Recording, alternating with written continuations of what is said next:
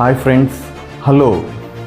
రోజు ఎన్నోసార్లు మనం పలికే ఈ చిన్న పదం వెనుక మనకు తెలియని ఆసక్తికరమైన కథలు ఉన్నాయి. మీకు తెలుసా? హలో అనే పదం టెలిఫోన్ కంటే ముందే ఉంది. అప్పట్లో దీన్ని ఆశ్చర్యం వ్యక్తపరచడానికి, అలాగే ఎదుటివారిని పలకరించడానికి మాత్రమే ఉపయోగించేవారు.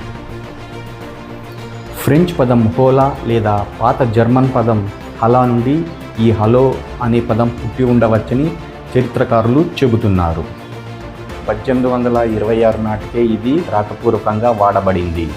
ప్రముఖ రచయిత చార్లెస్ డికెన్స్ దీన్ని తన నవలల్లో ఉపయోగించాడు. టెలిఫోన్ కనిపెట్టిన కొత్తలో గ్రహం బెల్ అహోయ్ అని పలకరించాలనుకున్నాడు. కానీ నిజానికి అహోయ్ అనే పదాన్ని సముద్ర ప్రయాణం చేసేవాళ్ళు ఎక్కువగా ఉపయోగించేవాళ్ళు. కానీ అంతిమంగా టెలిఫోన్ సంభాషణలలో హలో అనే పదాన్ని ప్రామాణీకరించింది మాత్రం థామస్ ఎడిసన్.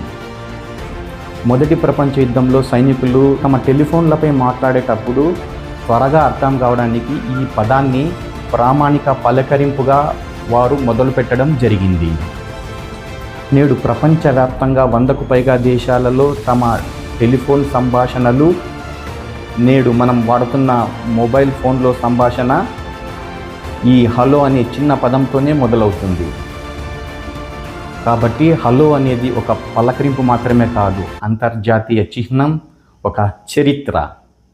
ఫ్రెండ్స్, ఈ వీడియో కానీ మీకు నచ్చితే లైక్ చేయండి, షేర్ చేయండి. మరిన్ని ఇంట్రెస్టింగ్ ఫ్యాక్ట్స్ కోసం నా ఛానల్ను సబ్స్క్రైబ్ చేయండి.